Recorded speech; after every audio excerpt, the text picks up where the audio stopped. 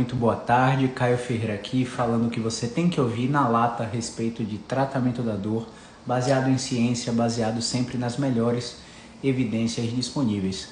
E hoje eu vou falar um pouquinho nessa live sobre bruxismo, não é uma queixa principal da maioria dos pacientes que chegam aqui com dor de cabeça, pescoço ou da articulação temporomandibular, mas é uma queixa secundária porque esses pacientes acreditam que a fisioterapia, na maioria dos casos, que a fisioterapia não tem o que somar no tratamento do bruxismo. Eu vou te passar uma visão de um fisioterapeuta músculo-esquelético e eu espero que clareie um pouco a sua abordagem enquanto profissional da saúde e clareie um pouco você que é paciente que está sofrendo com bruxismo, com apertamento, com briquismo e já não sabe mais o que fazer. Bom, o que é o convencional nos casos de bruxismo? Nossa, eu estou apertando meus dentes durante o dia, eu não me percebo assim e alguém me percebe assim, eu paro de apertar, paro de forçar essa musculatura que a gente chama de masseter, uma musculatura mastigatória.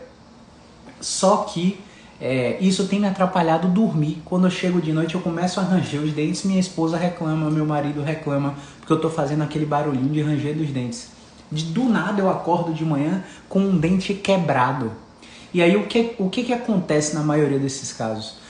Esse paciente ele vai direto num dentista e tá tudo bem, não tem nada de errado com isso. A abordagem da maioria dos, não estou dizendo todos, é colocar uma placa que eles chamam de miorrelaxante, que é de difícil adaptação para a maioria dos pacientes, apesar da vasta tecnologia que eles usam, e que isso acaba atrapalhando um pouco mais o sono.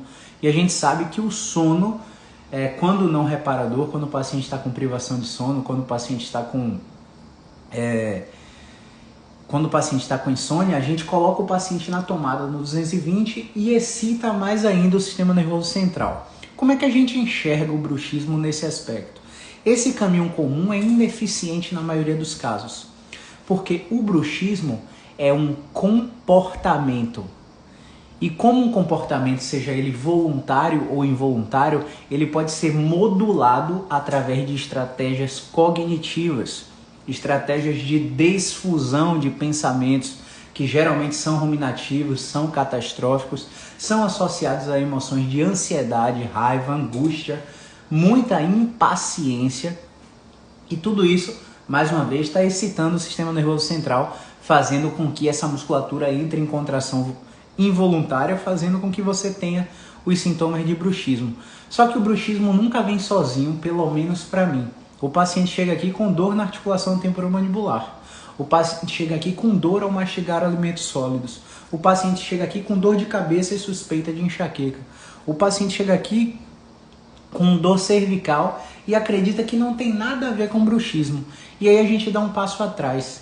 A maioria desses problemas tem a ver com ansiedade. Então o que a gente faz com os pacientes aqui? A gente faz um tratamento que é coadjuvante. Não é o tratamento principal. O tratamento principal vai na terapia cognitivo-comportamental com psicólogos, ok? Aqui o que a gente faz? A gente vai nessa musculatura do masseter, inibe essa musculatura do masseter. A gente coloca agulhas de acupuntura em musculaturas pterigoides, que são musculaturas aqui da TM, para relaxar essa musculatura. A gente faz uma desaceleração do sistema nervoso simpático através de botões no nosso corpo, que são músculos, fáscias, tecidos específicos pelos quais transpassam os nervos do sistema nervoso, como o nervo vago, como o nervo frênico, e tudo isso vai fazendo o paciente desacelerar. Então o paciente relaxa, dorme, às vezes ronca no consultório, só que é coadjuvante, porque se o pensamento catastrófico ruminativo, se o pensamento que continua invadindo a mente daquele paciente continua se perpetuando, ele vai ter os mesmos gatilhos para continuar com o bruxismo e não vai ter placa que segure isso. Então, só para deixar claro para vocês, não é certo, não é errado, é apenas a visão de um fisioterapeuta músculo-esquelético que atende muito paciente com dor e que acha queixas secundárias de bruxismo nesses pacientes, principalmente com dores orofaciais. ATM, cabeça e pescoço, como eu falei. Pode ter zumbido no ouvido. Essa visão que eu tenho é que quando os pacientes aceitam o tratamento psicológico com o TCC, eles evoluem absurdamente, porque eles vão na causa do seu problema. Então, às vezes o paciente está gastando, investindo aqui no meu tratamento, e eu chego no momento do tratamento que eu falo assim, ó, eu já tentei de tudo que eu podia para melhorar esse aspecto do bruxismo. Eu acho que eu, enquanto fisioterapeuta, perceba, eu, enquanto fisioterapeuta, não a profissão de fisioterapia. Pode ter diversos outros fisioterapeutas com diversas outras experiências que possam ter resultados muito melhores que o meu nesses tratamentos. Mas eu, enquanto fisioterapeuta, já tentei de tudo que eu sei e conheço para diminuir a ativação muscular, para diminuir a atividade muscular dessa musculatura mastigatória e reduzir o seu impacto no sono lá por causa do bruxismo. Reduzir a dor na sua TM.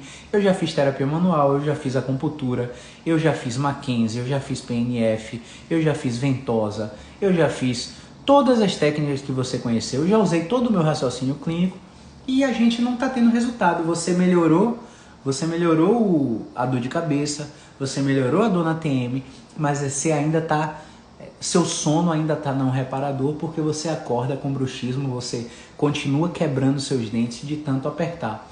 Então, o que é que está por trás disso? A gente tem que investigar. Você precisa ir em uma das nossas psicólogas, geralmente eu indico o Tati, geralmente indico o Flávia, geralmente indico o Joelma, a depender da área que a gente identifique que o problema seja maior. Se for cognitiva, vai para TCC, se for por relações, principalmente familiares ou conjugais, vai para sistêmica. Enfim, tem várias abordagens que o psicólogo específico vai dizer para esse paciente com bruxismo tratar. Agora, o que eu vejo são milhares de pacientes que têm essa queixa de briquismo ou bruxismo sendo gerenciados por dentistas com medicação, com placa, com intervenções, e intervenções que infelizmente são paliativas, porque na maioria dos casos não há uma alteração patológica na estrutura que está causando o bruxismo. Como eu falei, o bruxismo, na nossa visão, é um comportamento que pode ser modulado, né? Então, uma dica que eu dou, e é uma dica que minha psicóloga me dá, é fazer com que o paciente passe por um processo de desfusão do pensamento. Olha, ó que louco, eu vou fazer uma prova de vestibular. Eu tenho 18 anos, estou saindo, estou saindo do ensino médio, estou com dor de cabeça, estudando, déficit de concentração, quanto mais se aproxima da prova, eu fico mais ansiosa e começo a ranger os dentes, começo a ter dor na TM, começo a ter bruxismo, começo a ter briquismo. Qual é o pensamento que está vindo na sua cabeça? Ah, não sei, ansiedade para a prova. Não, ansiedade é emoção. Qual o pensamento que está vindo na sua cabeça? Eu não vou passar. Ah, meu Deus, eu não vou perder. Será que eu não vou... Eu vou perder? Será que mais um ano eu vou perder? Eu vou ficar mais um ano sem estudar? Não vou entrar na faculdade? Ah, meu pai vai falar isso, minha mãe vai falar aquilo, meu tio vai falar isso. Ah, meu Deus, é muita cobrança. Às vezes a cobrança não é nem externa, a cobrança é interna, né? É uma autocobrança.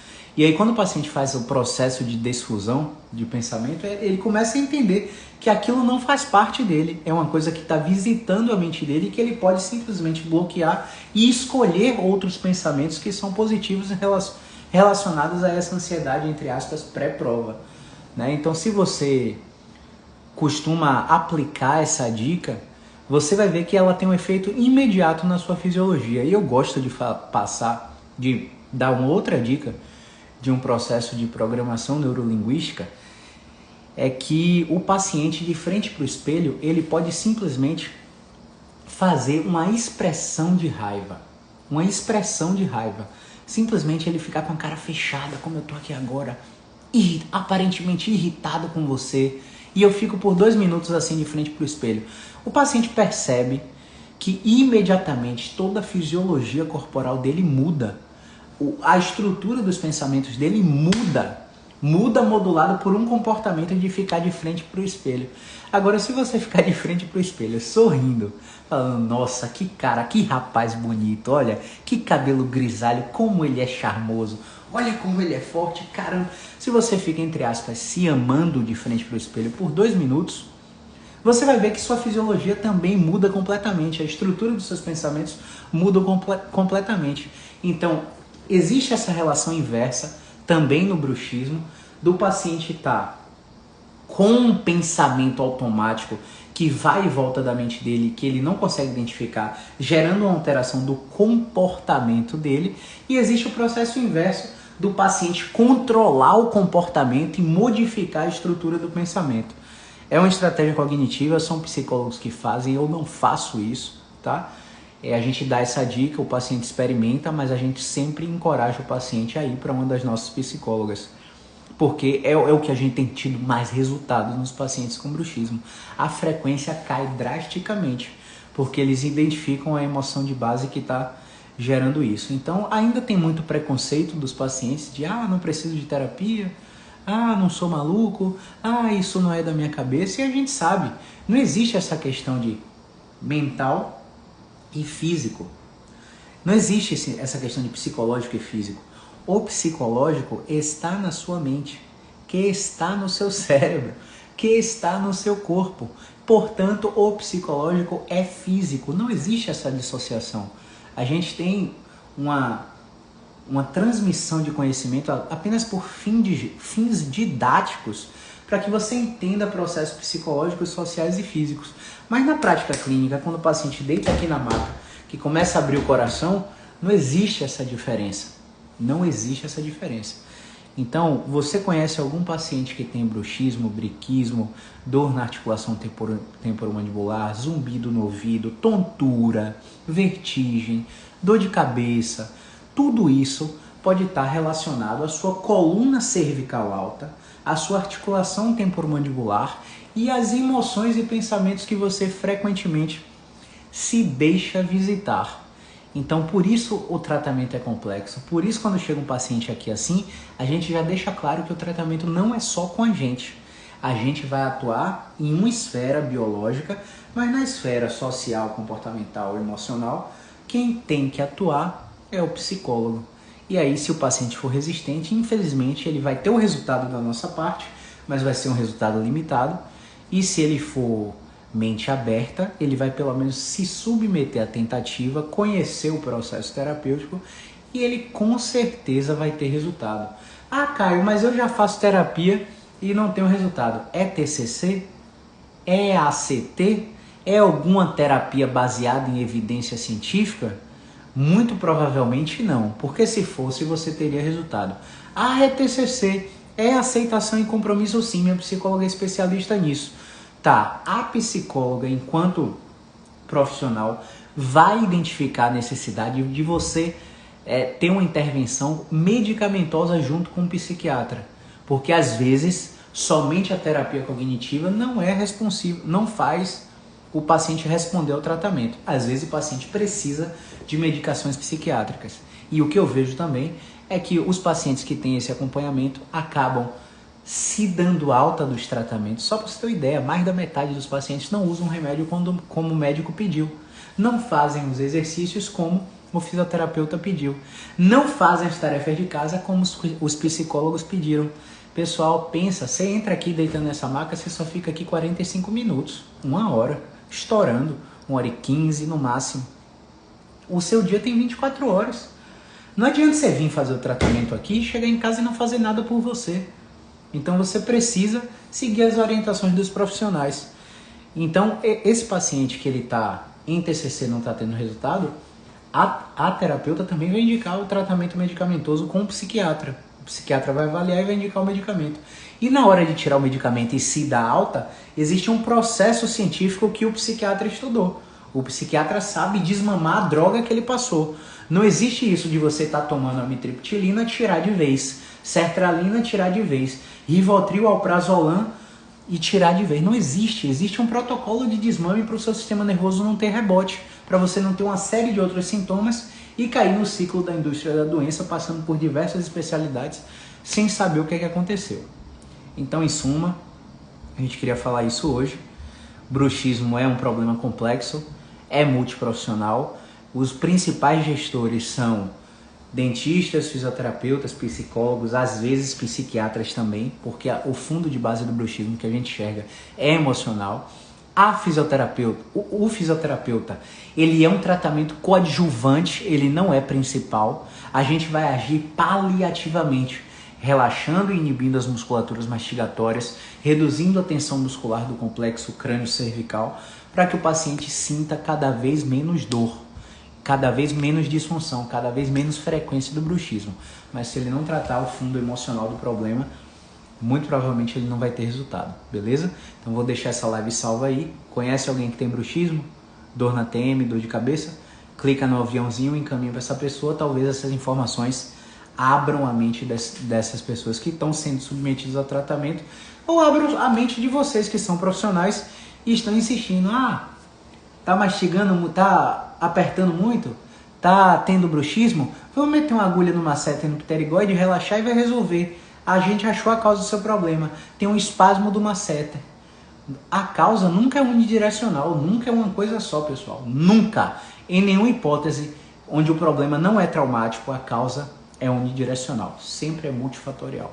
Beleza? Grande abraço e movimento é vida.